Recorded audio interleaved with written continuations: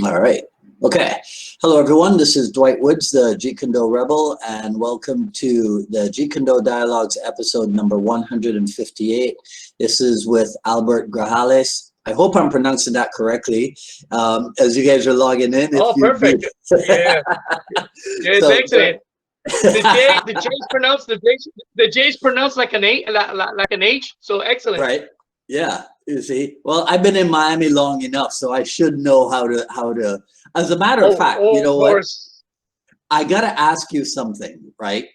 So, Yes. a person who was born and lives in Puerto Rico is un Puertorriqueño, correct? Puertorriqueño, and Right. also known as a Boricua. Boricua. Puertorriqueño Right. and Boricua.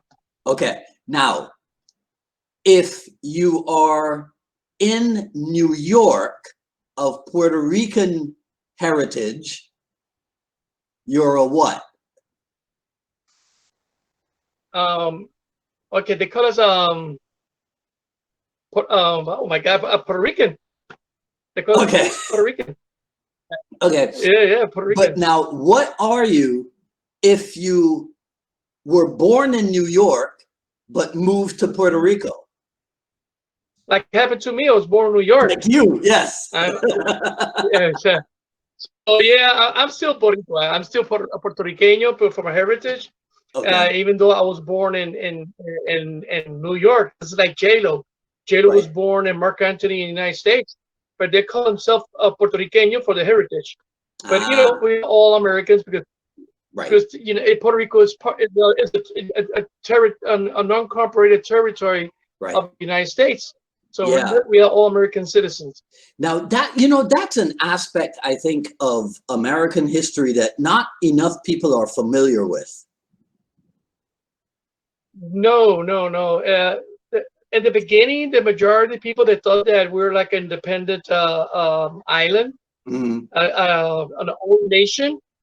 But little by little, thanks to artists or boxers, that they're known, Puerto Rican boxers or artists like J-Lo, they understand little by little what's Puerto Rico, and they get in shock when they discover that Puerto Rico is USA. Right. And it took some time, and it's still, people don't know. People don't know. For example, there's some people that don't believe, they cannot understand today that Washington D.C. is a commonwealth. And it's not a state. So even that, so Puerto Rico, yeah. So people will learn little by little that Puerto Rico is a incorporated territory of the United States. Yeah. So our currency, language, and everything is the same. And you've been there since you were what, like 6 or 7 years old? Correct. Yeah, I was born in New York, and Brooklyn, New York, and I came here when I was 6 years old. All right. So tell me a little bit about the history of martial art in Puerto Rico then. And then generally, tell me a little bit about the general history of martial art in Puerto Rico. And then we'll start to drill down specifically. Well, look, Puerto Rico, when I came here, I still remember my brother taking me to see Into the Dragon. And Puerto Rico, well, at that time, when I want to see Cato badly, so when they show a film in Puerto Rico, it's like a month later on, not like now, but it's the same time. Right. So when I went to see Into the Dragon, it was already hit in Hong Kong and the United States. So when I entered to the theater, everybody was dressed in different uniforms of martial arts. You remember the film, I think it was The Last Dragon, something like that. The people who dressed in the theater with different uniforms. Okay. What it goes like that. So I discovered later on through my teacher, my first I did Cayo Kempo first. First teacher was my father. Okay. My father, since I was a kid, grappling, boxing, and stuff like that, and self-defense. But then he told me that Puerto Rico, it was like Hong Kong in that time. people, I mean, there were real, I mean, there was already Okinawa karate, judo. We had a master in judo in San Juan who was a champion. His name's Tomita. And we had a lot of people, and Shaolin Kung Fu. Caillou Campo was under Jackson. Jackson was under Emperado. So it was pretty heavy. And sometimes, I'm not joking, in 1974 or 73, sometimes they used to go away and meet in the park. And a school used to fight with other schools. I'm not joking. Yeah, like those films. Right. And they go, oh, let's go to but my hometown is Aguadilla. Let's go Parque Colón. So you see 5 students from one school and 5 students they rumble. And they rumble, I mean, but martial art way, not crazy stuff. They put a guy in the middle, whatever. And it was like that. So that was the time, the martial arts that and then the involvement here in the martial arts is pretty good. Right now, currently, we have the Taekwondo movement, Olympic, which they're very awesome. My brother, he's a national coach of Taekwondo. His school is a champion school. My kid, my both sons, they're champions in Taekwondo. Yeah, and my older one, he's a senior in Jeet Kune Do also. Okay. So over here, we practice a lot of martial arts. And when any martial arts, we include boxing. We have real good boxers here. Right. So Puerto Rico, it has been involved in martial arts since before coming to Puerto Rico in 1969.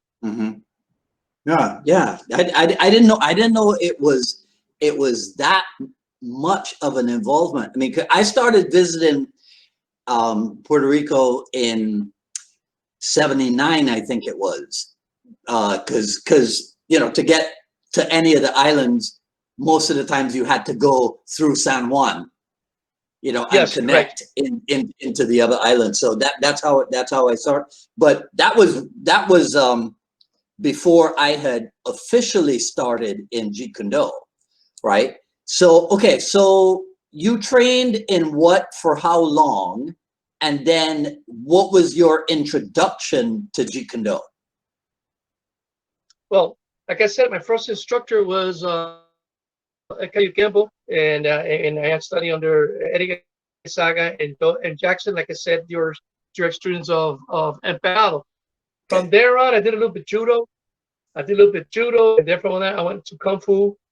And from Kung Fu, I went to a little bit of Wing Chun. And then from there, I did Sigarang, the Filipino art, for a short time. And then I went back to, I did Jiu-Jitsu, I did Hapkido. And then I concentrated a lot then in Taekwondo, traditional Taekwondo. And I did a karate too. And then right there, I still long time. My teacher, he was Tang Negujang. He worked as a special forces. He was a leader in special forces in Vietnam, South Vietnam. He was in charge of the program of self-defense. So he knew different arts. He knew boomerang was a natural. It's a fighting art, and he taught me the ways of how he trained special forces. He trained special forces South Vietnam and our agreements in that time. So he was a special group, also group of Moxog, something like that. So he trained me the hard way of self-defense and how to eliminate a person in a short time. That was a tough guy. He was real tough. From there on, I went to judo again, and then I went with Tomita, a very renowned judoka. And then I keep on like that. Then I took time then to I would enter law enforcement and intelligence fields. From there, I had the opportunity to train Krav Maga, also with Yang Ham, who's a great master in Israel, but he was also an intelligence officer. I see. So I knew him through the intelligence world, and not as a martial artist. I didn't know. So we shared some things. And then from there on, I was in charge then of the program of self-defense since 1990. Since 1990, from there up until my last days in the program. And then I introduced in Puerto Rico the reality combat fighting. And from there on, then my father said to me, I always wanted to study JKD, always my life. And I was pretty older. I mean, compared with my youth. And I had a hectic job. I mean, my job was totally hectic. So the only thing I had to do push-ups and throw some jabs and punches and And that's it. I have no time. So then my father, who was a wise man, my first teacher, he said to me, "You that work in intelligence, why you search for original student of Bruce Lee?" Because my father used to follow a lot Bruce Lee, the Jeet Kune Do, and he was into it. So I said, "No, I'm too old for this thing. I have no time." He said, "You should do it." Anyway, I started doing searches with all the teachers, and everybody was occupied. I mean, the school for Santa was occupied. Everybody was. I mean, it was full because it was the 90s, and there was like a rebirth from an interest in the martial arts. Yeah. So Celso Davila, who practiced Jeet Kune Do under Richard Bustillo. Mm-hmm. Yeah, Celso, excellent guy. Mm-hmm. So he gave me the phone of Richard, and then Richard, we had a good conversation rapping, and I said, I really want to now that I said I wish to study the original Jeet Kune Do, but that was coming out already. Before. So Oh let's my God. see. Okay. All right. I think we're back. Sorry about that. Anybody who's watching. Yeah, that was weird. All right. Okay. So tell me, because you were giving me your history, and what I really wanted to know, because I made a note here. You were deputy director for Special Investigations Bureau in San Juan.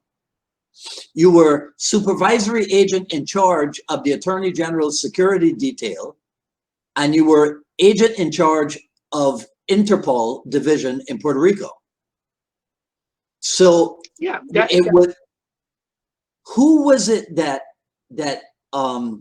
influenced you the most into that kind of career? You mean to law enforcement? Well, at that time, because briefly, right, my last performance between year, I was the Interpol director, okay, and I was also in charge of the counterterrorism intelligence program in Puerto Rico. So and counterespionage. Mm-hmm. So we did all that, and I was in charge, and I was I was name number 4 in the world of Interpol also, and the counterterrorism program. So law enforcement. Different martial artists in Puerto Rico. Okay. They tried, and they came with backgrounds to try to be involved. But once again, it doesn't matter if you're law enforcement, if you are an intelligence officer like I was. I mean, Bruce Lee still comes out everywhere. Mm-hmm. So everybody is inspired by Bruce Lee for the reality combat. When people start reading and stuff, but Bruce Lee's inspiration. From there on, they start discovering Gracie Jiu-Jitsu, boxing, or stuff like that. Yeah. But everybody I've seen from different parts of the world that they do law enforcement, they do tactical training like we did. We all were influenced by Bruce Lee one way to another, and then from there on, each one of them have their own personal. Okay, all right. Okay, so let's go back to the conversation with Richard Bustillo. Yeah. Right. Okay. So Richard said to me the difference. I mean, I couldn't answer well. Number one, because I don't want to offend the person, and so he was very kind, Richard. And then he said to me, "Look, I have the right person for this. What you're looking for? His name's Ted Wong." I said, "Ted Wong? Yeah, he's for the books from metals and stuff like that." I said, "Yeah. He's a good friend of mine." And I don't like to recommend everybody, but you're a nice guy. One of these days, I would like to train you, but I'll give me your phone number and I'll pass it to Ted Wong. Mm-hmm. And that's what happened. And then Ted got me. Then Ted called me, and he interviewed me. He interviewed me well. Really? I was surprised because yes. That's interesting. Yes. He said, yes. He said to me, "What was my goal? What I'm looking for?" And I said, "I'm looking for knowledge. I want to expand." He said, "Yeah, but you're instructor already." He told me, "You're instructor in different arts. You give to the law enforcement and intelligence unit." He said, yes, but he said, "Be honest with me." He told me, "Be honest with me." He said, "Look, I just want to be part of that piece of pie Bruce Lee's legacy, you know. I just want to be part of it. That's it. And he said to me, the reason why I'm asking these questions because I'm looking for a person who's willing to help me to put spotlight on Bruce Lee, not on himself. Right. I like that. He I said love to that. me, he says, if you said to me that you want to do this and that, and you're going to certify me, then believe me, this conversation would last long. So you said the magic words, so we'll be working together. So we've been calling, and he gave me homework. Read about this, read about that, read about this, and then what do you think about this? He had his time to take my conversation, and I talked like hell. And he had a pace. I mean, very low voice, calm, and totally contrast with Bruce Lee. Bruce Lee was a real aggressive speaker, you know. So and he talks very, very low. I had to put my ear. But then, and then he invited me to karate college. It was in 93, 94. Oh, up in Virginia. And we met. Yeah, with Jerry Bisley, the Jerry Bisley camp with Joe Lewis. Yeah, and it was a good program. I mean, the best of the show were there, Pasquale and everybody. Super leg. How you call this? Bill. Superfoot Wallace. Wallace. Yeah. Yeah, it was like Disney for me. I mean, it was Disney because you had all the martial arts right there, Pasquale and everything. It was beautiful. Yeah. And Bass Ruther was there once. Anyway, but then Ted interviewed me, and then he said, "Well, let's start working together." So we worked out before the classes. We worked out in my room, then his room, and then other martial artists say, "Hey, you're working with Ted Wong." No, but then they asked me, "Are you his bodyguard?" I said, "Oh, no, he doesn't need a bodyguard for God's sake." And then it was funny. And then we keep on working, and one guy said to me, well, I'm a student. He said he is a student. And the person looked at me. He said to me, what? Yeah, he said to me like a student. I'm so happy. I was like in JoJo land. Right. And then he said to me, he doesn't take nobody so fast. He doesn't do that. He doesn't do that. Yeah. Quietly, he went like this to me, like this, he walked away. So I know he chose me fast to train me. Anyway, I think Ted, the reason why he took me also due to my background, I don't reveal the secrets from nobody. So it's part of it's part like that. Right. So we train a lot, and I brought him to Puerto Rico a lot of times. Yeah, I was going to ask you how many times did he come down there? In Puerto Rico, well, I had to travel to his house to train in the park also. Okay. I had to train near the park near his house, for my situations in the intelligence world. Okay. And so, and then he came to Puerto Rico like I don't know, like 10 times or 9 times. Wow. But he came as a seminar, but he also came personally. He came personally for a situation that I went through.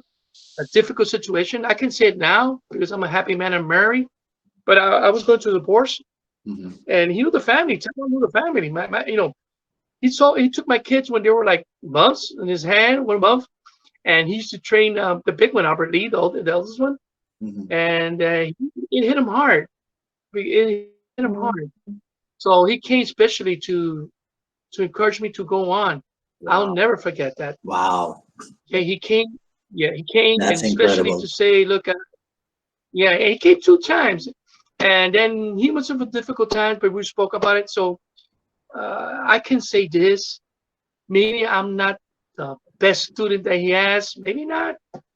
Like people say, I'm good in that. I cannot say that, but I let him to judge that. But I was his friend. I was his martial son. Yeah. He trusted me. I trusted him. We had a real good, strong relationship. Nice. And yes, and that I truly appreciate more than nothing else. Yes. That he trusted me, and I trusted him. We're family, real family. He went for a hard time. He was there.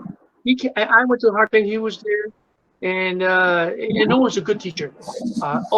Excellent teacher. It doesn't matter how many times he trained. He always had a keen eye for me, and he just really wanted that the students try to do JKD the right way, and to please. He told me, please, Albert, avoid prostituting Jeet Kune Do. Right. Prostituting Jeet Kune Do. Because that time, as you know, there were people claiming to be instructors in JKD. They're taking money from everybody. You know, that 90s time was like that. Yeah. And it damaged all the original students, instructors of Bruce Lee. Yeah. It was these type of people. It was a swamp. Those, yeah, those are the responsible of dividing our JKD world. Those are the responsible, because even though your concept I'm original, I'll still understand you, and you still understand me, and we're talking in the same language. Right.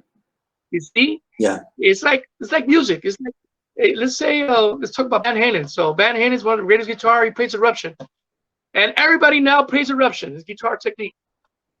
Okay, everybody can do it, but each one have this own feeling of expressing that guitar. So it's the same thing with the JKD. It's the way we have the same basic idea, but it's the way of how we express. Right. Yeah. But I sense those people that are responsibly, they took advantage from people to call it JKD. Those are the people. Yeah. Those are the people. It's not about, it's those people. Yeah. So nothing. I think that I love the JKD. I love your program because it's smartly done. Your program is to say, you're welcome, everybody here, to express about JKD.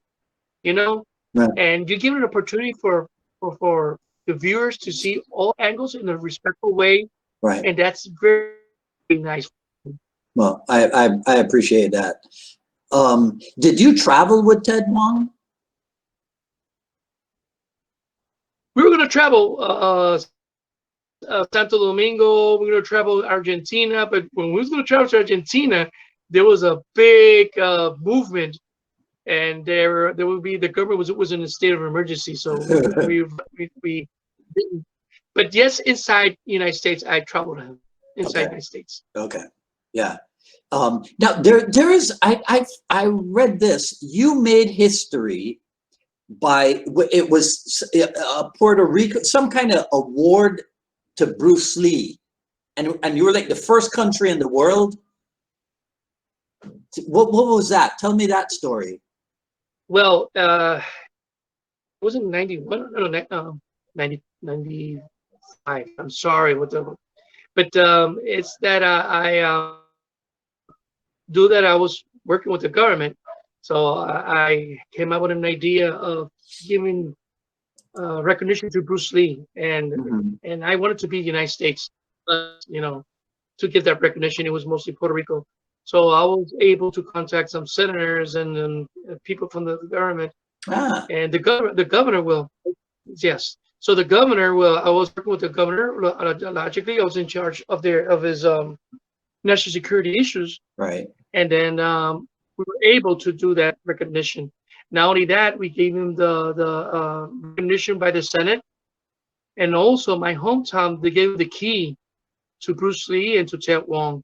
Oh wow! So, and also, yeah, and so that time also, I was fighting with the Lucas and with Linda together to fight with the postal stamp of Bruce Lee, and I was able to find some diplomats right about in favor of Bruce Lee stamp. Right. But you know, like always, they took Mickey Mouse and from the stamp, they left us out again. So I still wish to do that Bruce Lee stamp. You know, I still wish. Right. Yeah. All right. So now, what role did Jeet Kune Do play like when you're teaching law enforcement, for example, I mean, that's different from teaching civilians, right? So can you tell me a little bit about the difference in approach that you had between teaching law enforcement and teaching civilians using JKD principles? It's a very good question. First of all, when I was attached for 3 years to United Secret Service, I was able to present to the Secret Service called reality combat. I mentioned before, but it was based on the theory of Jeet Kune Do. Because sometimes the government, everything, they think with a lot of red tapes, so they have to think simple, direct, and non-classical. They have to simplify, not follow always the book. And so that's something I tried to put on, and then to teach law enforcement, but logically we have to teach the philosophy of JKD. It's more philosophical because remember, we're dealing with weapons on you, and you have to create conscious that that weapon could be against you. So the way to teach was more to create an intelligent strategy to fight your opponent and to rest him.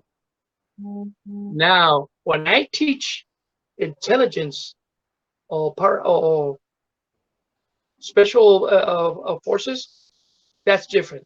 That JKD philosophy is totally different. You know, you have to eliminate the person in a very short time. Right. So in the law enforcement, protect the law, protect the person, arrest him, and the other one is for your life. So everything goes, everything. I mean, everything. So that's the balance right there. And when we teach in law enforcement or even intelligence world, you have to watch out because sometimes some techniques could be damaging for a person, like happened in the United States recently when they choke a person to death. Right. See, so it's totally different now. But when I teach, for example, intelligence, like I said before, but then it's short, everything short, fast, and damaging, real damaging. So you have to have that experience of both teaching, and it's a little bit difficult. But once you follow the philosophy of Bruce Lee, they'll understand. Right. And not only the Bruce Lee, going back again to Black Belt Master Tomita, he had a philosophy almost like Bruce Lee. It was incredible, and it was his own inspiration. So his approach, this was the same way. He teach you how to protect the civilian if you're going to use the martial art, and how to eliminate a person in a short time. So it's a very interesting subject. I saw on the YouTube a clip of Ted Wong's seminar, of a Ted Wong seminar in Puerto Rico. Now, I don't know what year it was or what have you, but that crowd, that group of people, those would have been primarily your students? It was my students and people around the island. And there were people who travel, and people who travel from the States to go to the seminar too. Okay. So our seminar. Did you ever have like a school? Yes. Yes. Oh, you did? Yeah. I had a real big school in my hometown, Aguadilla. I had a representative group in San Juan, and plus I used to teach a part. What I tell you that my profession as intelligence officer on law enforcement. So the school that I had was pretty big. So and thereon, since Ted Wong died, everything just it affected me a lot. Yeah, I can imagine. The truth. Yeah, it really affected me a lot. I mean, I wasn't the same. I wasn't the same. It's like I miss my father. So everybody just went on their own way. So I had a small group, and then in Aguadilla. Okay. Now I have a group in San Juan. I still have a group in San Juan. I have a small group in Caguas. I have a group in Juanadillas. I have a group in Rincon, and I have a group in Ponce. Juanadilla, Ponce, they were together. So yeah, they're pretty active right now with this COVID, and this. I mean, we got hit hard since 2018, for God's sake. Yeah. We had Irene hurricane, then we had Maria hurricane, And then the damn earthquake, man, earthquake, Right. so hard. So our economy hit the floor, and now the coronavirus. So it's crazy. Now I'm giving class to my instructors. For my instructors, they give class to their students. Okay. So that's what we're doing right now. Okay. But it was a time, and when Ted Wong came here, I mean, there were a lot of people going to the seminars. Yeah, it looked like a good group from the video. I just thought of something. So you mentioned Celso Davila, right? And I met him. I knew him from back in the day. But in 1983, I met this tall, good-looking kid named Orlando. I can't remember his last name. Do you know who I'm talking about? Yeah, he was an actor. Yes. Yes. Yeah. Right? He had a stage name. Orlando Ramirez, I think it was. Okay. Yeah. Well, yeah. What they told me about Orlando is I had him once, and I was giving a seminar, something like that. I was giving a seminar to a group of people from law enforcement. Mm-hmm. And he came by, he introduced himself. A nice guy, very nice guy. And then he had a movement. It's about a spiritual group they used to have. Okay. And then he did the martial arts. He did a film. The film, it was okay in Puerto Rico, but then it hit the United States strong. Right. Yeah. Then he came out. With something called the Colobus. It was like something from space was going to hit the United States and the world. And then he was involved. But that's the last thing I heard from him. Yeah. But he was a hell of a good martial artist. Yeah, I met him probably in 83 and 84, but then I don't know what became of him. What about Eddie Pagan? Did you know Eddie Pagan from West Palm Beach? No, but I heard good things about him. You heard, yeah, because I think at one point Celso moved to West Palm and opened up a school with Eddie, I think. I heard that too. Something like that. Yeah.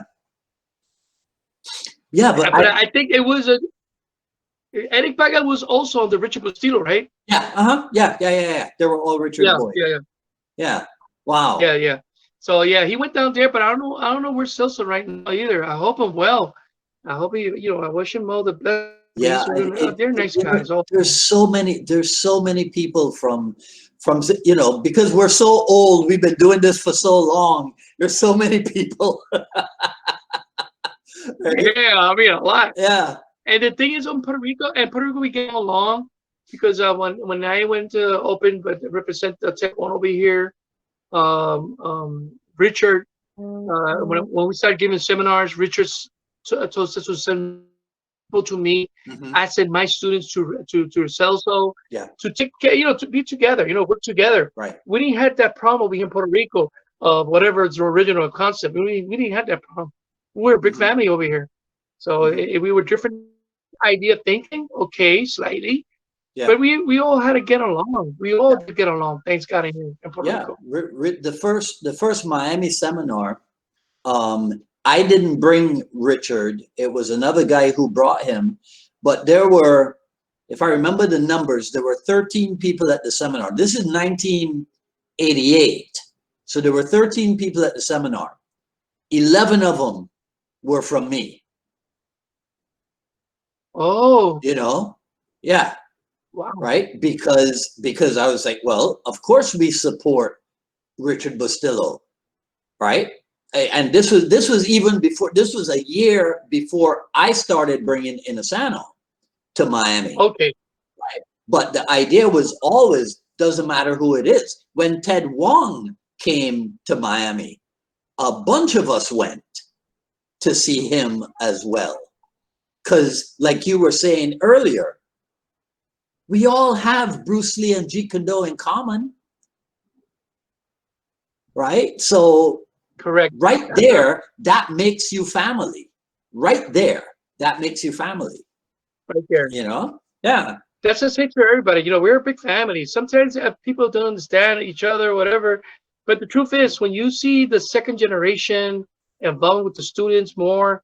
You can see that we are a good family. You know, even though probably we go to a big seminar and I know you by reference, we be working as brothers, like brothers in the techniques and everything, and we help each other. Right. So that's the good thing about our art. Yeah. For example, there's a person that who's controversial, but then he's a person who's very knowledgeable. Was Lamar Davis, and Lamar, I seen Lamar work with everybody. Yeah, even though with everybody. Yeah, and I said, well, he's good. He's another resource. Yeah, no, I mean, and they're always going to be controversial figures in any activity. You can't you can't avoid that. There's always going to be that. But so what, right? So what? You know, you judge people. You judge people, if you judge them at all, you judge them on their accomplishments and their abilities and what have you. And if a guy is good, doesn't matter where he comes from. Bruce Lee said that himself in Way of the Dragon. He says, if it helps you in a fight, it doesn't matter where it comes from. It doesn't come from. Exactly. Exactly. So exactly. I had students from Jerry Petit training with me. I had student Roger D. Richard. You know, I had also student from Joe Lewis who passed by also to train with me. So it's a big family. It's a big family. Yeah, and you know, and look at all the names that we have mentioned so far. Richard Bustillo, gone. Ted Wong, gone. Joe Lewis, gone. You know, Jerry Poteet, gone. Right? We got to be careful. We got to be careful because we've lost so many. We're going to lose more. So we have to be careful and make sure that we preserve as much as we can. You know what I mean? Exactly. And that's important because one thing that I put in my students is, you know, Bruce Lee said, you know, if the person have 2 legs or 4 legs, whatever, so there's a different art. But meanwhile, everything looks alike. And I had students, you know, looking for the way to kill a person, to fight a person, or to be an instructor. And I said, you know something?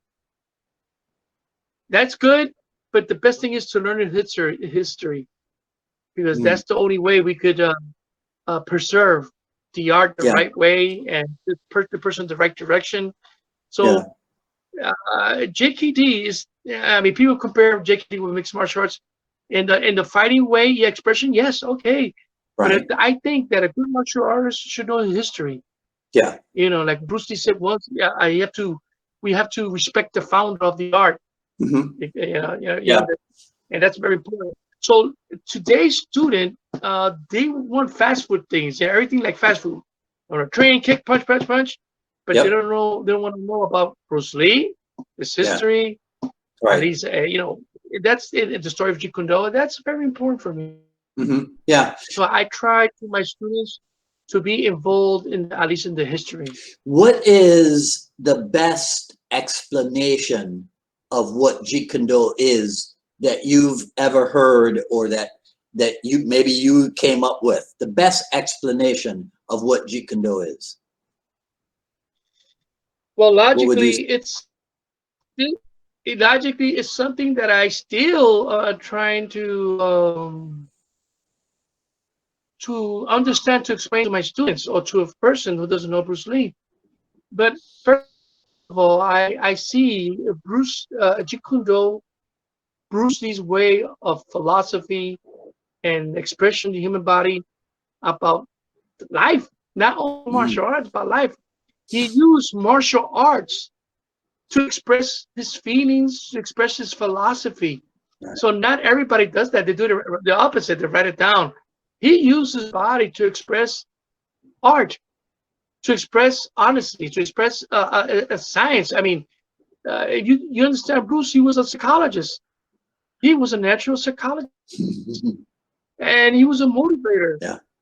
And he was a coach. Right. He was everything. So that's for me, the real soul of Jeet Kune Do is Bruce Lee's way of martial arts and which we try to learn to adapt and to understand it, because because for example, right now, a person usually love to do a lot of foot workouts, but now I have my toes amputated. So what's going to my art is going to finish with me right here? No, no. Yeah. I have to adapt. Yeah. Right. Yeah. I like what you said. I like what you said, because when you think of different areas of human achievement, you know, Bruce Lee can be a role model for almost all of them. The only one he can't be a role model for is living a long, healthy life. That's the only one, right? That's right. But if you think about right, a role model for being disciplined, Bruce Lee. A role model for being highly motivated, Bruce Lee. A role model for being intelligent and well-spoken, Bruce Lee. A role model for having a goal and doing things your way, Bruce Lee. And it just goes on and on, right? He's everywhere. I mean, I use for example, when I train, when I work, for example, the new governor of Puerto Rico, I worked with him. He was attorney general, real close, and he was my student for a short time. And later on, I gave him the book Striking Thoughts of Bruce Lee, Artists of Life. Yeah. And I told him about Jeet Kune Do, because he said to me, "What the hell will do with this?" He said, "It's going to help you to." It's like the book of Art of War. It's the same thing. But it's in a simple way, more modern way thinking. Mm-hmm. And I was saying, for example, Bruce Lee did everything. Even when he did Enter the Dragon, he wanted the music exclusively because the person who wrote Mission Impossible. So he was digging the rhythm and music. Right. He knew about music. Yeah. And Ted Wong told me that he used to love music. And part of this part-time is he used to time the music, and then he do the counter. And he's displaying Ted Wong how break patterns with the melody of the music. Yeah. And he was digging into music. He dig into everything. I mean, an artist, a painter, a writer. Mm-hmm. So I always recommend music to everybody, not only martial, to everybody. I think he's one of the greatest American philosophers. Right. I think he's an inspiration for everybody. Today's training in the Olympics, and exclusively Taekwondo, they have inspired in Seoul with philosophies of Bruce Lee. Wow. And that's when the Olympic system was starting in Korea. Yeah. There were people already from the traditional evolving for the future for the Olympics, and Bruce Lee was an inspiration for them also. So there's a lot of things that people don't know. But that's it. I mean, there was. Do you remember? Oh gosh, what was the title? It was a few years ago. How Bruce Lee Changed the World. Do you remember that documentary? How Bruce Lee Changed the World? Yeah. Yeah. Right? Yeah. And that was the first time. Yeah, that was the first time I saw a bunch of MMA people being interviewed, and they were talking about how, they were using ideas from Bruce Lee. And that was like maybe, let's say 10, 15 years ago, Right. And I remember thinking, well, what took them so long, to adopt Bruce Lee's ideas? I mean, it had been around since the 70s, It's like everything else. Logically, people, they underestimate people, let's say by race, whatever, by knowledge, whatever. And Bruce Lee, I mean, big guys like say, how the hell taking advice from a guy from 5'7", or whatever it is. But then later on, they discovered little by little how great he was. Look at Tyson. Tyson's a monster, even though he's a computer. But look at Conor McGregor. Conor McGregor is a fan from Bruce Lee. He even changed his form of fighting for in the way they approach fighting. We have the late Mike. You ever heard of Macho Camacho, the boxer? Yeah. Hector Camacho. Yeah. Okay, but Hector Macho Camacho, who's inspired by Bruce Lee. He even told me once, that's he never took Jeet Kune Do, but he was inspired. He thought of him every time when he fought. And there's people like that. I just thought of something. You know who reminds me? I just realized it. Who reminds me of Hector Camacho? Jorge Masvidal. Jorge Masvidal. Jorge Masvidal. The UFC fighter. Yeah, he's a UFC fighter. Yeah. Little Miami kid. Yes. I just thought of that. Yeah. He reminds me of Hector Camacho. Yeah, there's always a Hector Camacho. And the thing is that Hector, he said he's a Bruce Lee imitator. He used to say that. He used to be a Bruce Lee imitator. Because he didn't know he took classes, right. But he imitated whatever and the cockiness of it. And That's funny. It's that so he was tremendous. But Bruce inspired everyone. And Ted Wong, I saw Ted Wong help a lot of people. Personally, I saw him people with difficulties, and he helped them always. Yeah. And Ted, the thing about Ted that made me laugh a lot was once Richard Bustillo in a meeting that we had in Seattle with Linda Lee, the Nucleus, and Richard. That's why I say Richard is something special too for us.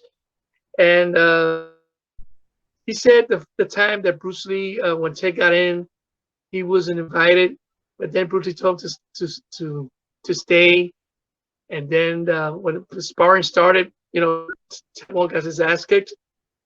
Richard was saying that, and Linda was there, Shannon was there. I think Chris Kent was there. I mean, everybody. And then he said that Bruce took Ted Wong to his home and trained him for 6 months with him. Remember that time he worked with Kareem Abdul-Jabbar, Joe Louis, and everything like that. And then when he came back, Richard said, I can't believe what I saw. This is Richard saying this, okay? And I hope that people that hear this, they could confirm what I'm saying. He said, I was fighting with another Bruce Lee guy, the same Chinese guy, jumping, run to sides. I couldn't hit him hard. I want to smack him hard. I couldn't hit him. He was moving like hell. He was another Bruce Lee. So then he made everybody laugh. Then I asked Richard, so that was that experience, Ted Wong. Well, Ted is, he's a good fighter. He said to me, he's a good fighter. He's humble. Yeah. And his shyness. He said that to me. But he said something. He said, I think, that's what Richard told me. I think that Bruce Lee took him as an experiment. Because he was like a mad scientist. A guy with the same height, a guy with no experience, a guy who speaks his language and speak English too, but understand. So I think he took him like a mad scientific project to see if his wave of teaching, expressing his art, can be done. Yeah. So and that's something that it was said in Seattle, and I truly, that's the day I admired more Richard, because Richard could say, hey, I kick his ass, and took, humble guy. Yeah. And I think that first generation, everybody had something unique. Everybody. I mean, Jesse Glover, Dino Santos, of course. Everybody, Bruce Lee took him for a purpose. Right. Yeah. And I think that all of them have a big a puzzle of a great image.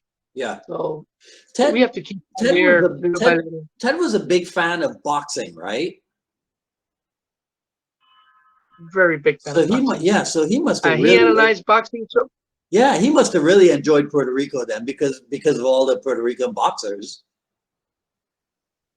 Yes. Yes. I was trying to see if he could meet Hector Macho Camacho, but then Hector did more in New York than Puerto Rico, and he was always talking about boxing. I had a student of mine who was a #1 contender and flyweight in boxing, Mm-hmm. and Ted was always talking with him, always the whole time. Yeah. And Ted really loved boxing because he said that it's incredible how 4 or 5 punches can make a person so, I mean, a monster damage. Yeah. It can make a big damage. Yeah. And it's so simple. Right. Boxing's so simple at the same time. It's complex at the same time to master. Mm-hmm. So he really loved boxing. We were emphasized a lot. We emphasize a lot in boxing. Yeah. While being in Puerto Rico.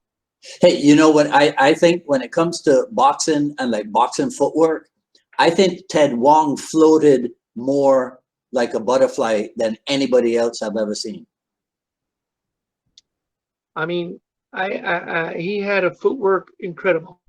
I remember once my nephew, who was a champion in Taekwondo also, and almost full contact fighter, he stand like this. He said to me, "Throw me a kick anytime at my face." And my nephew's fast like hell. Mm-hmm.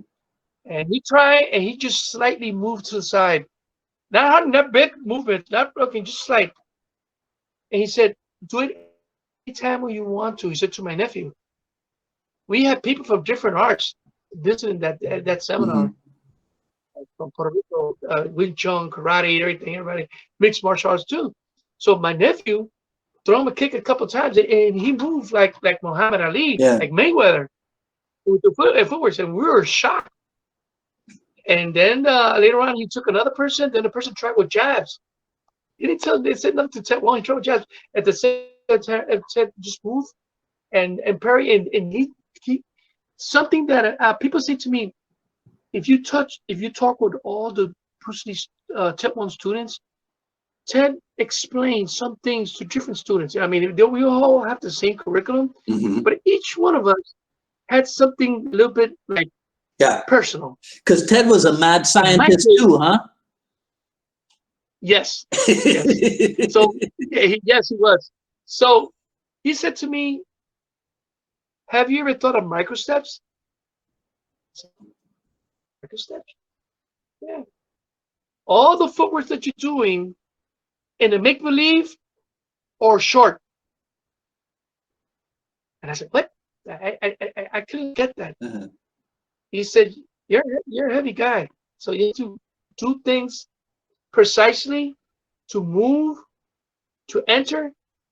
So not everything is about big steps, impulsive. Sometimes we have to do short steps to change the angle slightly, right, to penetrate or to get out." Yeah.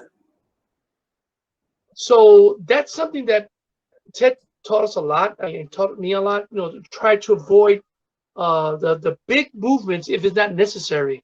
Yeah. So there is less unpredictable, not predictable.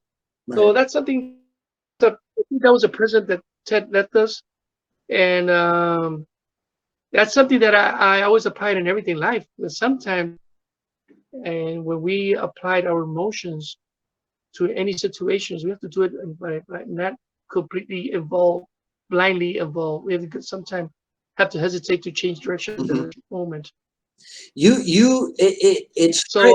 It strikes me that you have really absorbed the philosophical aspects of Jeet Kune Do, the human development aspects of Jeet Kune Do. Am I right?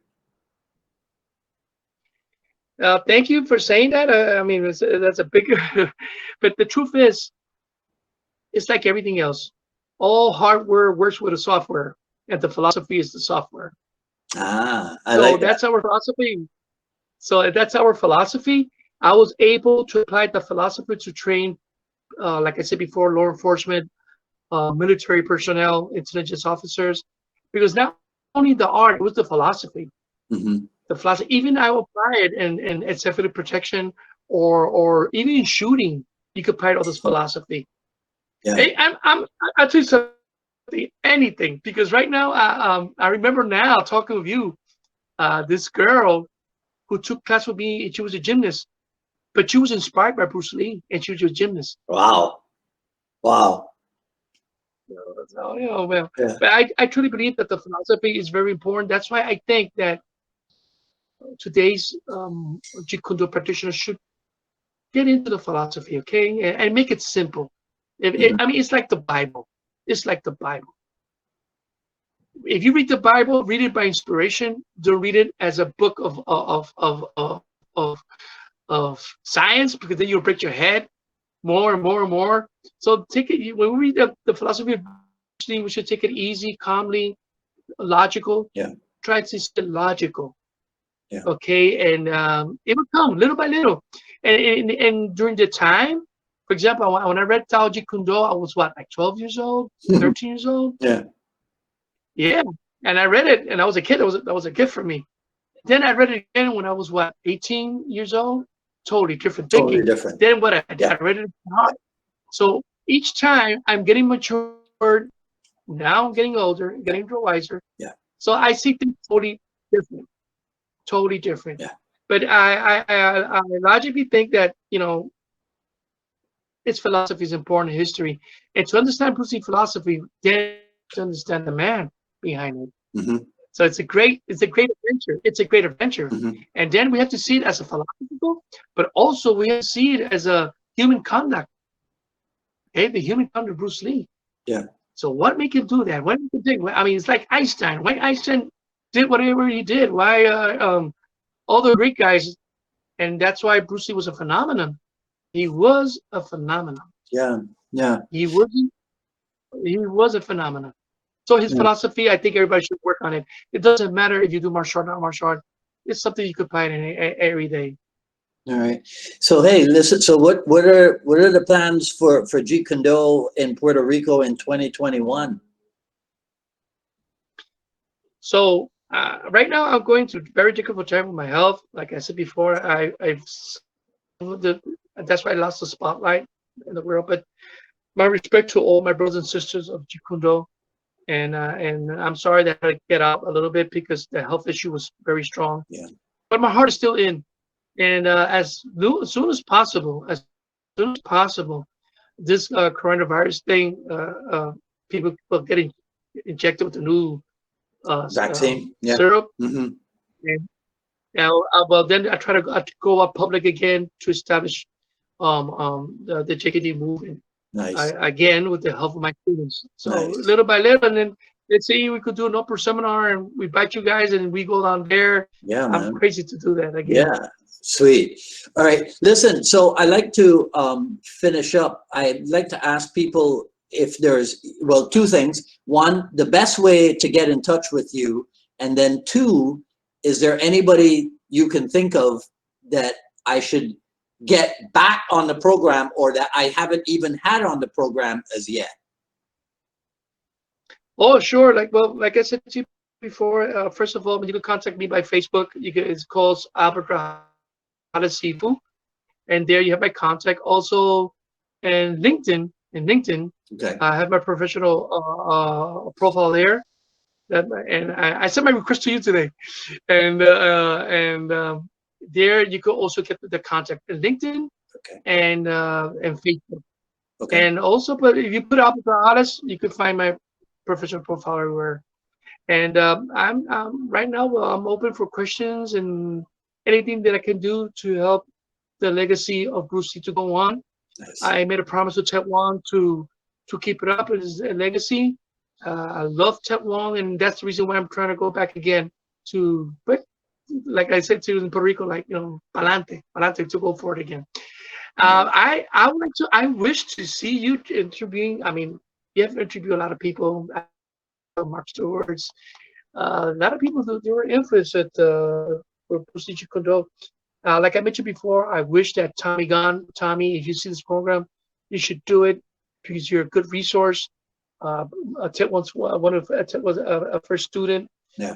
Tommy is a very smart person. Some people say his book is the best Jeet Kune Do book out there. Some people have said that. I use his book a lot. Yeah. Yes, his book is tremendous.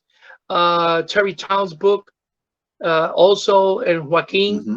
And there's a lot of books. Yeah, I like Chris Ken's. I mean, that's a good book. But Tommy Gone, it goes directly like you could see the period of Oakland, Seattle, Oakland, Los Angeles. You can see the transition right there, the fruit tradition, and I mean it's a well done book. Yeah. And like I said, Tommy is a very good person. I have my deeper respect to Tommy and all my brothers and sisters. Cool. So, all right, man. And I think, and Dwight, I want to congratulate you publicly because what you're doing is something great. And I think what Bruce Lee really wanted from everybody was knowledge. And through that knowledge, yeah, express yourself, whatever, through the mantras, whatever. Yeah, So you with your program, it really you're doing that. It really hit me last week because you may have heard, Big Sean Madigan from New York passed away unexpectedly, and then somebody said to me, "It's a good thing that you did an interview with him because now we have that preserved, and we don't have him anymore." And that really struck me. When I saw the interview, it really broke my heart, so much because Sean was a person that he was totally dedicated. He really loved the art. He was a funny guy too, and humble, good heart, a good person, and it's sad. And I mean, if I know some other persons of interest that we could get in the program, we could again. And what can I say? Your program will help a lot. It's going to keep on helping. And I say to everybody, just keep on promoting this program. And I wish you the best of luck to it. You're a good man and very knowledgeable and an excellent martial artist. What can I say? You have the big combo. Thank you, man. All right. Okay. Well, look. It's a this took a while, but it was a pleasure being able to get in touch with you and do this. Right. I wish you all the best. All right. I wish you all the best too. Merry Christmas. Merry Christmas. Blessings.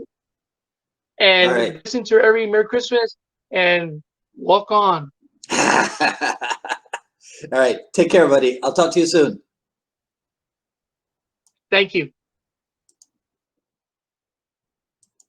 All right, everyone.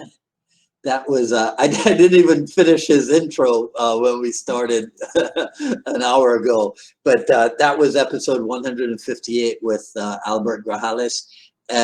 So you know what to do. Feel free, share, like, comment, ask questions. I'll ask Albert to go through them and see if there's anything he needs to reply to. I'll do the same. Follow me on Twitter at Dwight Woods and on Instagram at Dwight D. Woods. At ilovejeetkundo.com, the Quick Skill Series Volume 1 is still available. Come back in 2 hours at 7 p.m. and we will be on with Andy Wilson of MKG Seattle. And then I'll let you know what the plans are for next Friday, if there are any plans, right? Okay, all right, so that's it. So some of you, if you can come back at 7, I'll see you again. Otherwise, enjoy your weekend, stay safe, and this is Dwight Woods, the Jeet Kune Do Rebel, signing off. All right, talk to you soon. Take care.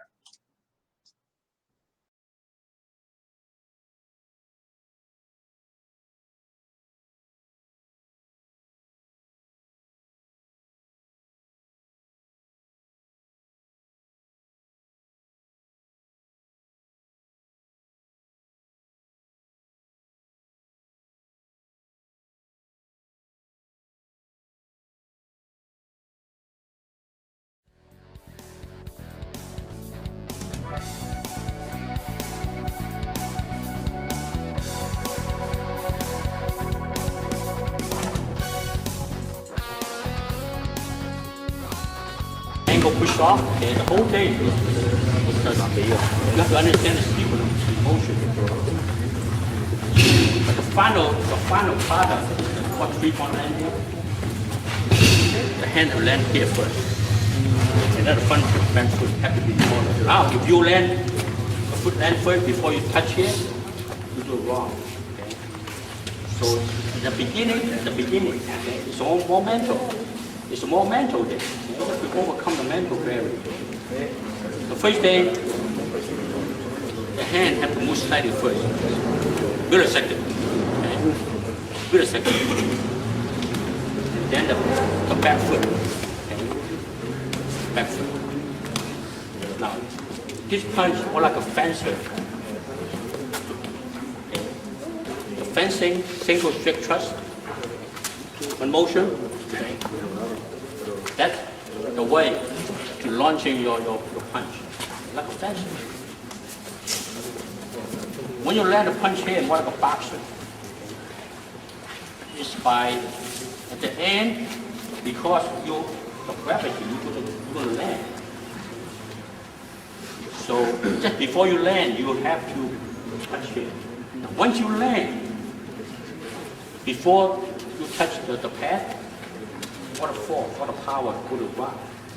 Simple step. And then you fix a line. That's it.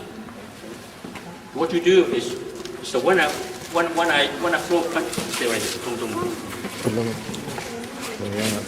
When I throw punch here, the first move is explode sort of that the power. Okay? So this is a power move. Okay? Different throw, I can throw forward. It's a power move. It's a push forward here. Okay? So if I throw strictly here, this is a power move. Okay? So when I hit 1, 2, 3, have to be in the order. Okay? Now gravity sit down. I step forward and hit. No power. Lo que está explicando algo es bien difícil sobre el uso del puño vertical. La gente confunde mucho. Muchas veces las personas, la mayoría de veces, pisan para luego dar el puño. ¿Qué pasa? Que la energía por la gravedad se tumba y no ejerce completamente toda la energía hacia el frente. Sin embargo, está hablando de que el movimiento por inercia, si es una energía, lo que se llama lineal completa, se hace ese sistema de tres, lo divido por 3 puntos. Primero por mano, pies y seguido por pie de atrás. Mano, pies, porque lo que pasa, ahí mantiene una inercia completa de un 100% de ejecución. Pero, si ustedes ejercen primero por el pies para dar luego, la energía no es lo mismo, o sea, la inercia no llega completamente como tú quisieras. A diferencia que el sistema de 3 puntos que tú desarrolló, pues tu mano va primero, segundo y tercero con el pie de atrás.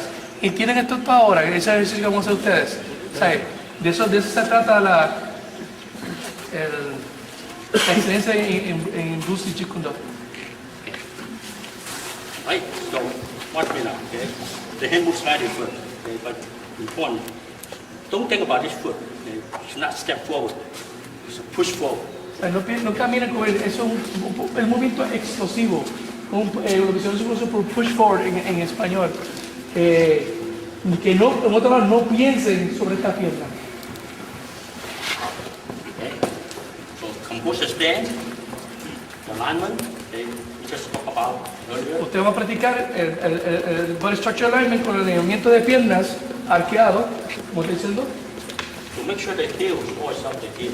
Es bien importante que esto esté, como diciendo, subido arriba, porque ya es como examen de arma a fuego, es como tirar martillo hacia atrás. Pues eso sería más o menos. Let's try that.